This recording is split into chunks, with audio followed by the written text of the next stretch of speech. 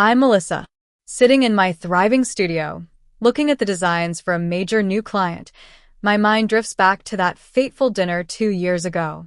It was the moment when my world shattered, and I discovered the dark secrets that had been hidden beneath the surface of my family for so long. My grandmother, Amelia, was a force to be reckoned with. She had built a successful tech empire from the ground up, and her wealth was well known in our town.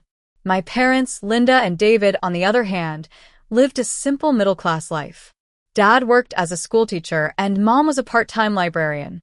They always seemed a bit uncomfortable around Grandma, but I never thought much of it. I had always been close to Grandma Amelia. She encouraged my passion for graphic design, even when my parents thought it wasn't a practical career choice. After college, I started my own small design business, and things were going well until the economic downturn hit. I lost my biggest client, and suddenly, I was struggling to make ends meet. I confided in Grandma, and she was quick to offer her help. She insisted on giving me a monthly allowance to help me get back on my feet. I was grateful, but I never imagined that this act of kindness would lead to the unraveling of my family. One crisp autumn evening, we gathered at my parents' house for a monthly family dinner. As soon as I pulled up, I noticed something was off.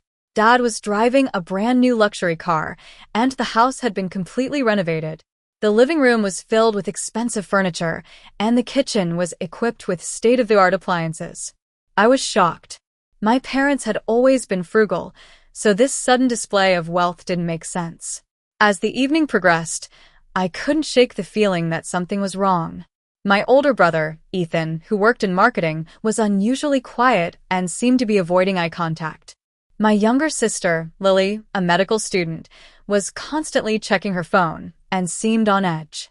Grandma arrived promptly at 6 p.m., looking elegant in a tailored suit. She greeted everyone with a warm smile, but I could sense the tension in the air. During dinner, Grandma started asking pointed questions about my parents' recent purchases. Dad stammered and tried to come up with excuses, but his explanations didn't hold water. Then, out of the blue, Grandma turned to me and asked, "Melissa, is the $3,000 I send you every month enough? If you need more, just let me know." I was stunned. I had no idea what she was talking about. I looked at my parents, and their faces turned ashen. "What money, Grandma?" I asked, my voice trembling. Grandma's expression hardened, and she looked at my mother. "Linda, perhaps you can explain why Melissa doesn't know about the monthly allowance I've been sending her for the past 6 years." Mom let out a nervous laugh and tried to brush it off as a misunderstanding. But Grandma wasn't buying it. She showed us the bank statements, proving that she had been transferring $3,000 every month to an account that my parents had claimed was mine. I was in shock. I couldn't believe what I was hearing. My parents had been stealing money from me for years. I felt a wave of anger and betrayal wash over me. I looked at them, tears streaming down my face, and asked, "Why?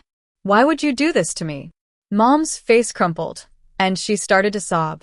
"You've always been her favorite. We've worked so hard to give you and your siblings a good life, but it's never been enough. We needed the money to keep up appearances." I couldn't believe what I was hearing. They had betrayed my trust. And for what? To maintain a false sense of wealth and status? I was devastated. As the truth came out, it became clear that this wasn't the only secret my parents had been hiding. Grandma revealed that she had set up trust funds for each of her grandchildren to cover their education costs.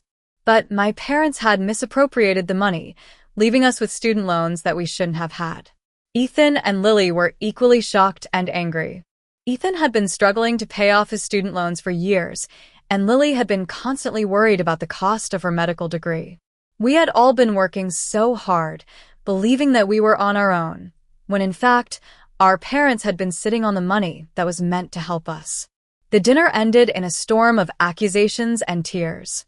Grandma cut off all financial support to my parents and vowed to ensure that the remaining trust funds were managed directly by her. I couldn't bear to look at my parents. I grabbed my purse and walked out of the house, leaving behind a family that I no longer recognized. For the next few days, I didn't answer my phone. I needed time to process what had happened. But Grandma called me, and her voice was filled with love and compassion. She told me that she was sorry for not realizing what was going on sooner and that she was there for me. I decided to go to Grandma's house. She showed me the evidence of my parents' financial deceptions, and it was even more extensive than I had thought. They had been stealing from the family for years, using the money to fund their extravagant lifestyle. Over the next few weeks, I learned more about my parents' financial situation. They were in deep debt, and the house was on the verge of foreclosure. Ethan and Lily and I formed a support system, and we started to work together to rebuild our lives. With Grandma's help, I was able to get back on my feet. She provided me with the financial support that I should have had all along, and I was able to focus on growing my business. Ethan quit his job in marketing and started his own consulting firm, and Lily continued her medical studies with renewed determination. As for my parents, they were forced to sell their house and downsize. They found themselves in a much more humble living situation, and they had to face the consequences of their actions. Mom joined a financial management group, and Dad started seeing a therapist. It's been 2 years since that fateful dinner, and my life has changed completely. My business is thriving, and I've built a strong relationship with my siblings and Grandma. My relationship with my parents is still complicated. We've had some difficult conversations, and they've shown some signs of change, but I'm still not sure if I can ever fully trust them again. Looking back, I realized that the betrayal was a wake-up call. It taught me the importance of honesty, trust, and standing up for myself. It also made me appreciate the true meaning of family, the love and support that I found in Grandma, Ethan, and Lily. And although the journey has been painful, I'm grateful for the growth and resilience that it has brought me.